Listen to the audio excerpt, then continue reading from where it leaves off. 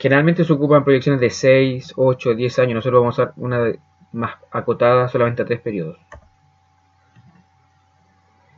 Ahora, ¿qué es el capital de trabajo? ¿En qué consiste este concepto? En general, el capital de trabajo es dinero que se destina para cubrir los gastos iniciales del negocio. ¿Qué tipo de gastos? Aquellos gastos que tienen que ver con la operación y que el mismo negocio no alcanza a cubrir en los periodos iniciales, porque hay un periodo donde hay un desfase en términos de cuánto ingresa al negocio y cuánto sale del negocio. Comúnmente los primeros meses usted no alcanza a cubrir sus gastos fijos con los ingresos que obtiene en la operación. Por lo tanto, necesita algún fondo al cual recurrir para cubrir estos desfases de dinero iniciales. Eso constituye de alguna forma el capital de trabajo. Si este dinero, si este fondo no existe, se generan dificultades para, por ejemplo, pagar los sueldos en los primeros meses, pagar el arriendo de un local los primeros meses, porque es común que los negocios cuando parten tengan menores flujos que en la medida que van haciendo más sólida su posición en el mercado. Es decir, los primeros periodos van a tener menos flujos y en la medida en que avanza el periodo del tiempo, entonces los flujos van a empezar a mejorar y por lo tanto se espera que con los flujos del negocio tú cubras los gastos del negocio. Inicialmente podría no ser así y por lo tanto podría necesitar una cantidad de dinero para cubrir esos gastos iniciales operativos. Comúnmente se le denomina entonces a esto capital de trabajo.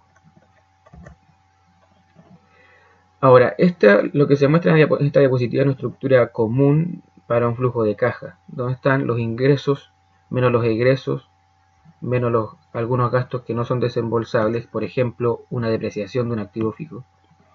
Se calcula una utilidad, se calcula el impuesto a la renta y una utilidad después de impuesto. Cuando eso se obtiene, se le vuelve a agregar los gastos no desembolsables porque no generan flujo de dinero y por lo tanto no se consideran un flujo dentro del flujo de caja. Arriba se descontaron solamente para efectos de calcular el impuesto. ¿Sí? Y eso nos daría en la práctica el flujo de caja neto. Si se fijan, en este caso el flujo está bastante simplificado. Están las ventas y otros ingresos, considerando la suma de ambos, el total de ingresos, y descontados tanto los costos de venta, los gastos operativos, los gastos administrativos, y el total de egresos se le resta al total de ingresos y nos da el ingreso de caja, el saldo de caja. Eso se consideraría el flujo neto del periodo. Para estos efectos les voy a enviar una planilla. Les voy a enviar el link para que ustedes la puedan descargar en estricto rigor. Donde se podría realizar un estado de flujo o un estado de resultados pro forma que nos ayudaría entonces a hacer los cálculos iniciales para el flujo de caja. ¿En qué consiste esta planilla? Bueno, básicamente una planilla que está predefinida para que usted complete algunas celdas. En este caso las celdas amarillas serían obligatorias y las celdas celestes serían algunas celdas opcionales que usted podría manejar para crear un flujo de caja más adecuado, más acorde a su negocio. En la segunda hoja entonces está la planilla donde se ingresan las variables. Si usted se fija, los campos amarillos serían lo que comentábamos recién, campos donde necesariamente hay que ingresar un dato. ¿Qué dato en este caso? En la fila número 9, por ejemplo, para mi producto número 1, ¿cierto?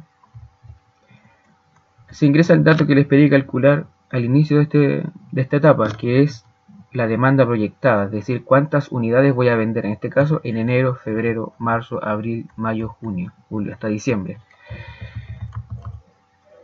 Como un ejemplo, les voy a decir que yo pretendo vender 100 unidades todos los meses.